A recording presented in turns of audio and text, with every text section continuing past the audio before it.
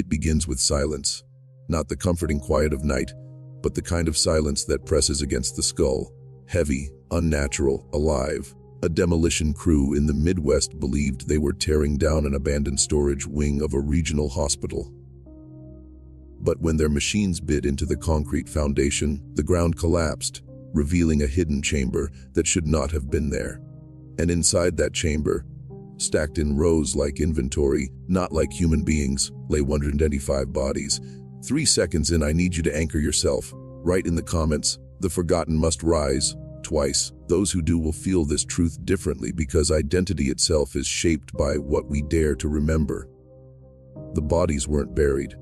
They were arranged. Limbs crossed precisely, jaws wired shut, skulls capped with metal plates that looked more like instruments than autopsy remnants. Yet no death records matched these remains. No maps showed a hospital here. No archives admitted its existence. The land itself, according to county files, had never held a building at all. Which means this place, and those who ran it, had been erased. And that should terrify you. Because when something is erased, it means someone had the power to decide it never existed. That kind of power is not accidental. It's institutional. It's systemic. And it's ancient. This is where I must warn you. Once you hear what I'm about to tell you, you can't unhear it.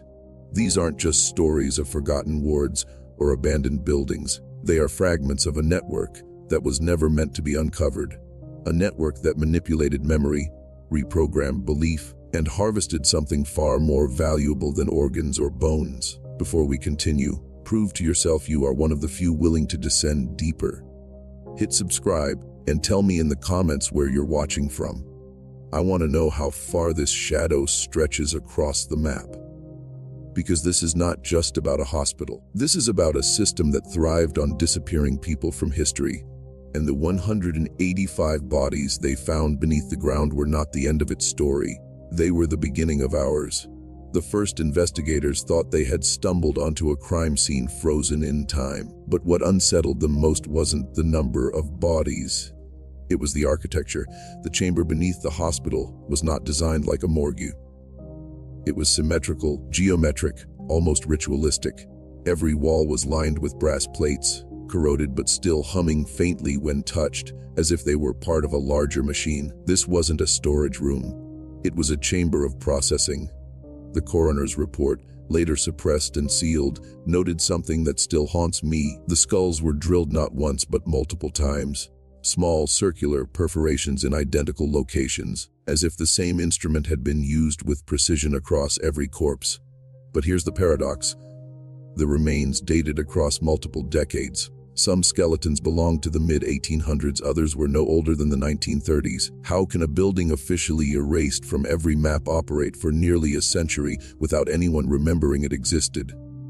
The answer lies not in medicine, but in control. Hidden hospitals like this one weren't built to heal the sick. They were built to erase identities, to remove people from memory itself. Entire records vanish because those inside were never meant to return.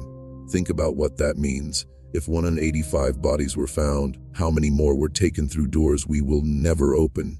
How many families were told their loved ones died quietly at home, while in truth their final breath was stolen in a hidden ward that did not exist? And the deeper question is this: who had the authority to conceal an entire institution? Governments can lose files, churches can burn records, but the disappearance of both the dead and the building points to something larger. A coalition powerful enough to rewrite reality. The walls of this hospital were not walls of healing, they were walls of silence. The chilling fact is this: the bodies unearthed weren't a secret that failed to stay hidden. They were a message left behind, a fragment of a machine too large to dismantle. Because this hospital was not alone, it was one of many. And soon, you'll see the blueprint they all followed.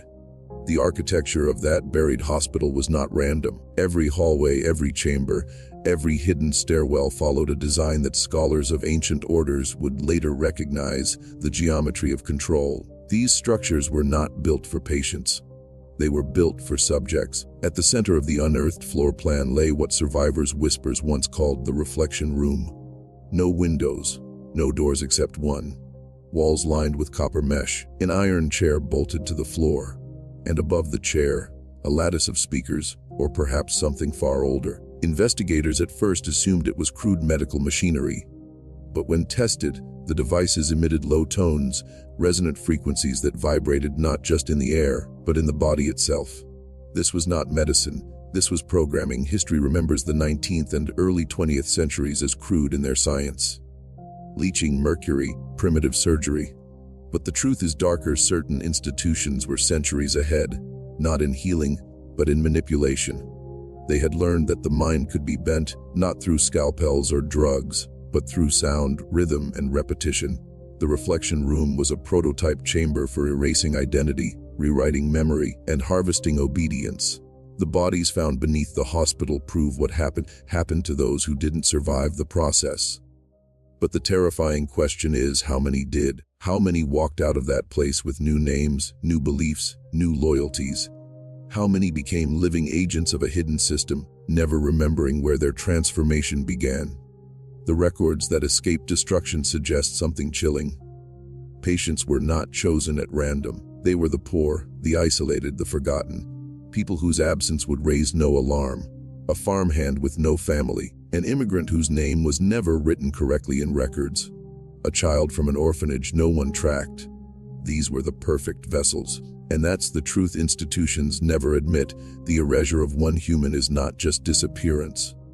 It's proof of power. A body buried beneath an unmarked floor is not simply death. It's the declaration that reality itself can be rewritten.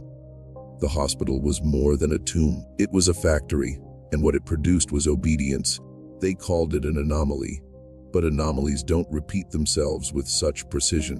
When investigators compared blueprints from other abandoned facilities across the country, they found something impossible: nearly identical underground structures hidden beneath hospitals that supposedly never existed. 3 seconds in, I need you to write in the comments, "I do not forget," twice. Do this not just for me, but for yourself, because remembering is resistance.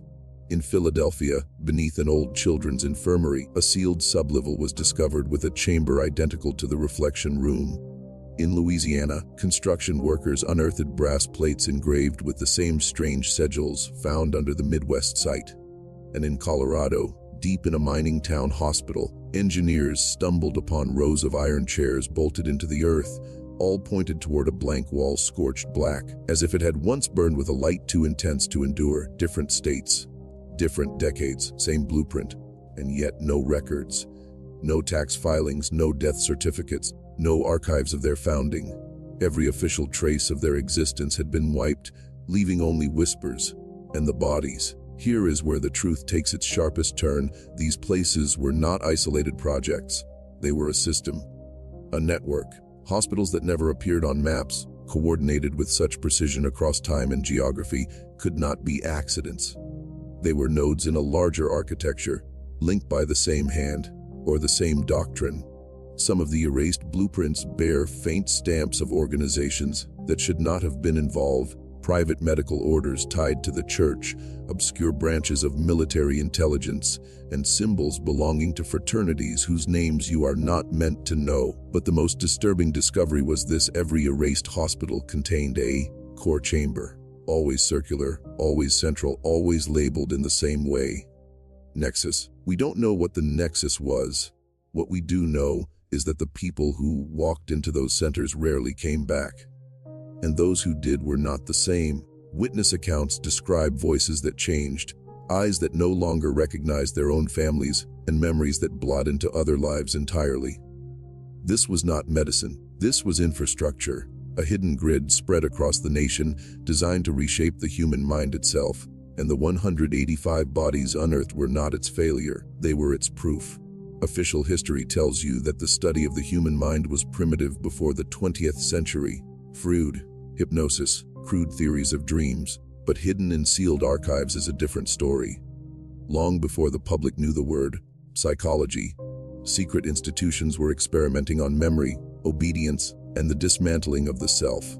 The erased hospitals were not treating illness. They were testing thresholds. How much of a person could be erased before the body itself stopped functioning? How many memories could be replaced before the mind shattered? And most chilling, How could new beliefs be implanted so seamlessly that the subject never realized they weren't their own? Recovered fragments from the Midwest site tell us of a method called cognitive rebalancing. Patients were strapped into chairs, subjected to tones that synchronized with their brainwaves, while their own memories were overwritten with scripted phrases. Some called it prayer, others called it treatment. But survivors described something different, a voice in their head that was not theirs. If this sounds like science fiction, remember this. Decades later, the CIA would conduct Project MKUltra, attempting to achieve the same outcome through drugs, hypnosis, and torture. But MKUltra wasn't the beginning. It was the continuation of something far older, perfected beneath hospitals that were never meant to exist. The terrifying part is not that these experiments happened, but that they worked. Records from Philadelphia describe a boy who, after 3 sessions in the reflection room, forgot his own name but spoke fluently in a language he had never learned. In Colorado, a woman claimed to remember a fire in a city she had never visited. Every street name correct, every detail verified. These were not hallucinations. They were transfers, memories implanted like viruses. Now ask yourself, what is the purpose of creating men and women who cannot trust their own thoughts, who cannot distinguish between memory and suggestion? It is simple. A population that doubts itself is a population that cannot resist. And so the erased hospitals weren't failed experiments. They were successes. Hidden laboratories where the human mind was restructured into something pliable, something obedient, something that could be controlled without chains. The bones beneath the earth are not evidence of madness. They are evidence of mastery.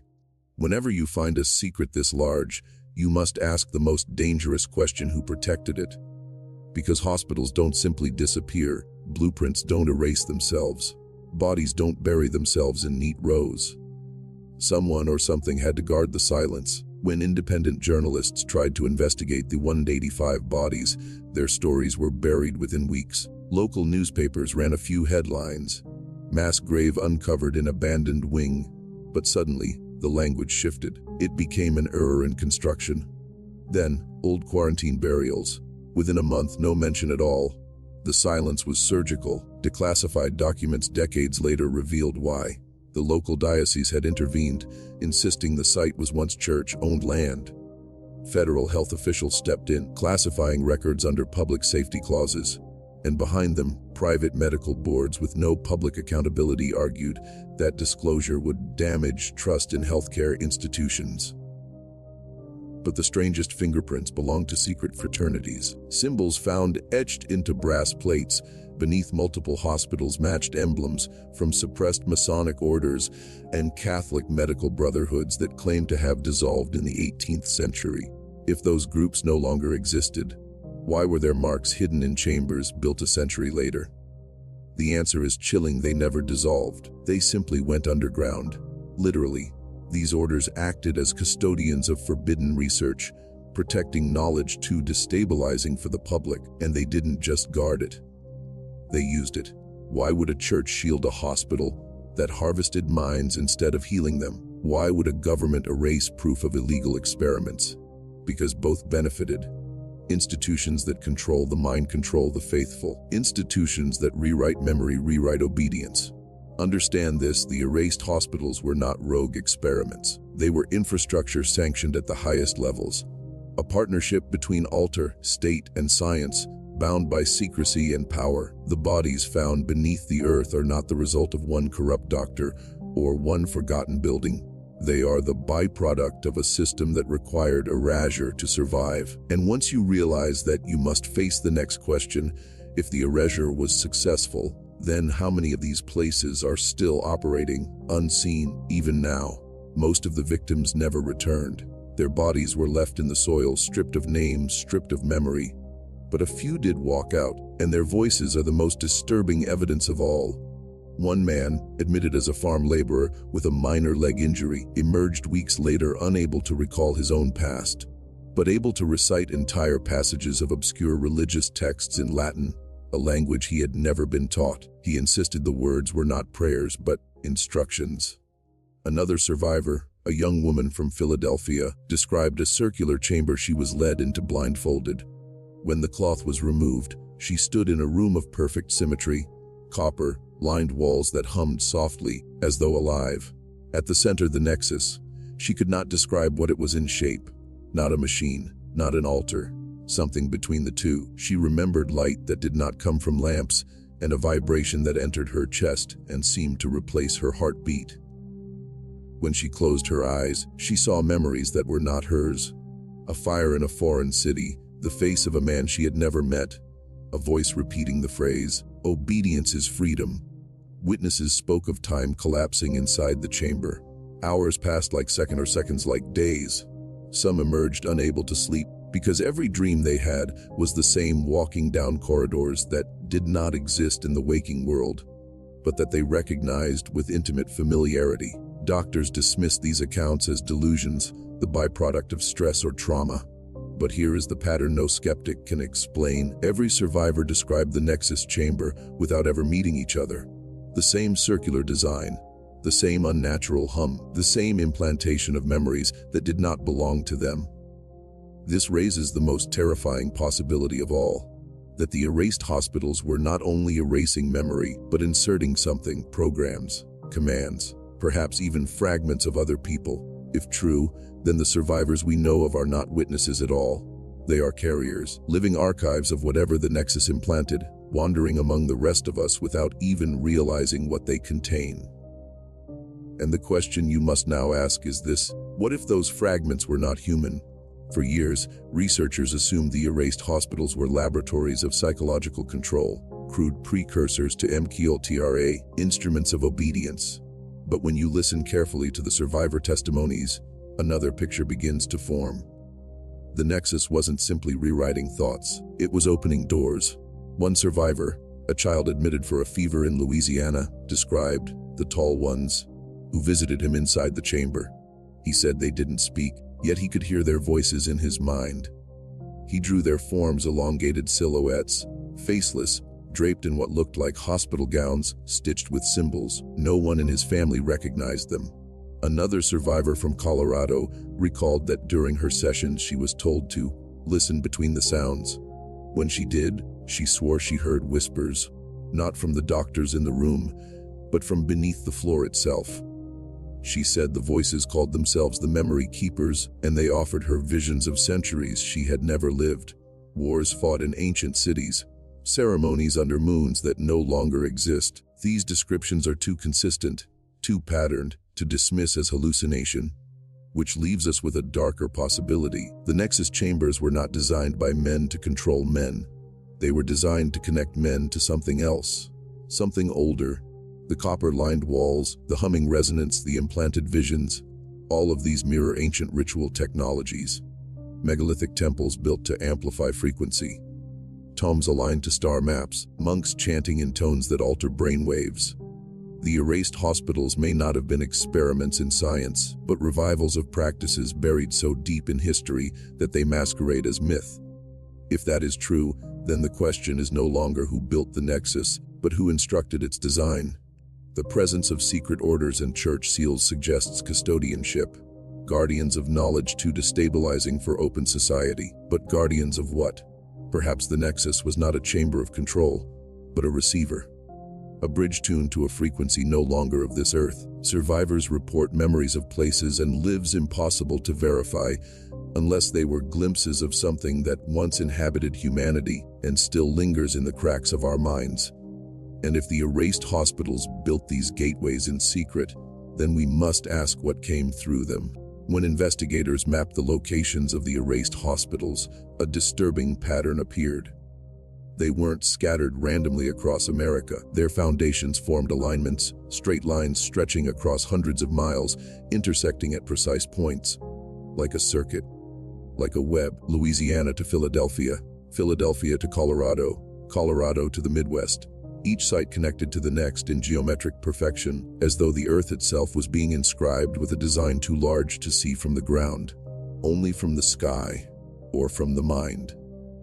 What purpose would this network serve? Survivors give us the first clue. They all spoke of visions that weren't just personal, they were collective.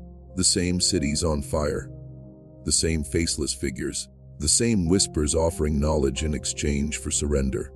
It is as if the chambers were not isolated experiments, but nodes of a single system, tuned to the same frequency. One declassified military note referred to the chambers not as hospitals at all, but as receiving stations. The phrase was quickly crossed out in ink, but not before researchers copied it. Receiving, not projecting. That means the patients weren't just subjects. They were antennae. Think about what that implies. The erased hospitals were not simply about obedience or memory control. They were opening human minds as gateways, channeling signals or intelligences into this world, using consciousness itself as the doorframe. And here lies the most terrifying revelation: the bones found beneath the earth may not all belong to the failed experiments. Some show signs of ritual burial, arranged in circles, skulls facing inward as though framing something unseen. Were these bodies sacrifices, anchors to stabilize the network, or vessels discarded once the transmission was complete? What if every erased hospital was a part of one vast ritual machine? A machine disguised as medicine, sanctified by church and state, yet operating for purposes no official record will ever admit. The network is broken now, or so we're told. The hospitals are gone, their ruins buried, their blueprints vanished. But networks do not die, they wait. And if human consciousness was once used to open the door, then the only real question is, what did we let in? And where is it now? Many would like to believe the story ends with the graves, that the network collapsed with the ruins, buried under dirt and denial. But networks don't vanish. They adapt, they evolve. And if the erased hospitals were once gateways built from brick, copper, and flesh, then today they have new forms. Consider this: the survivors of the Nexus chambers described frequencies, vibrations, visions transmitted through the mind itself. What is social media if not a digital resonance chamber, feeding visions into billions of brains simultaneously? What is psychological warfare if not the perfected science of memory erasure and implantation? Updated for the screen. When declassified documents from MKULRA surfaced, the parallels to the erased hospitals were undeniable. Hypnosis, sensory deprivation, memory rewriting, identity collapse. These were not new experiments. They were refinements, the same blueprint rewritten for a modern age. The copper walls became soundproof rooms. The humming frequencies became drugs and chemicals. And now, they have become algorithms. Look deeper, and you'll see the same geometry. The digital grid that surrounds us, satellites, fiber optic lines, towers that hum invisibly in every city, forms the same hidden circuits. A network humming with invisible transmissions, reaching not a few patients, but the entire population. And then there's the language. Survivors once reported hearing whispers repeating, "Obedience is freedom." Today, what are the slogans we consume endlessly? Trust the system, stay connected, follow the feed. Different words, same function. You must understand, the erased hospitals were not abandoned failures. They were prototypes. The dirt covering those graves was not an ending. It was a pivot, and what was once confined to hidden chambers beneath forgotten wards has now been scaled across the globe, wired into every home, every pocket, every mind that willingly stares into the glowing screen. The old network of copper and stone was dismantled only to build a new one out of code and signal. The method changed, but the purpose did not. Control, erasure, implantation, opening the human mind as a gateway, not through ritual chambers, but through the devices we cannot put down. So ask yourself, if the erased hospitals succeeded in building a receiver, what is our world now, except the perfected receiver? The great mistake is to assume the erased hospitals were targeting individuals, to imagine the experiments as isolated acts of cruelty inflicted on the unlucky few. But when you follow the evidence to its logical end, a more terrifying truth emerges. This was never about one patient, one chamber, or one hospital. It was about scale, about creating a template that could be multiplied until it reached everyone. The real subject was not the farmer, the housewife, or the fevered child strapped into the Nexus chamber. The real subject was the human species itself. Survivors spoke of visions where their minds were pulled into cities they had never visited, bodies they had never lived in, voices that were not their own. At the time, it was dismissed as trauma-induced madness.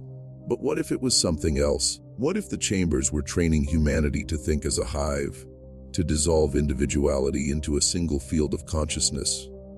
The geometry of the hospitals, aligned across the map, was not just architecture. It was rehearsal, each chamber, each frequency, each implanted memory, all working toward the construction of one vast collective mind, not a community, not a society, but a singular vessel, a host. And this is where the whispers grow darker. Because if the erased hospitals were building a hive, then the question is not whether they succeeded, but what the hive was meant to contain. Ancient texts speak of beings that do not live in bodies, but in patterns, forces that exist only when enough minds are aligned to channel them. Priests once built temples to house them. The erased hospitals built chambers, and today, the digital grid does the same. Do you see it now? The experiments were not abandoned. They were preparation. The chambers taught humanity how to surrender individuality. The modern world has completed the lesson.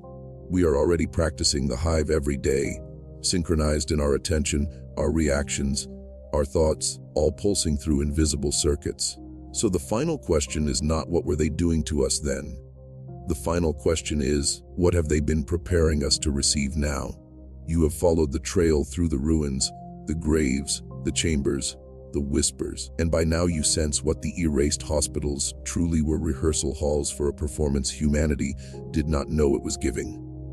The chambers were never abandoned failures, they were seedbeds, and the harvest is already upon us. Look at the world around you. Billions of minds synchronized not by copper walls, but by glowing screens. Dreams no longer belong to the dreamer.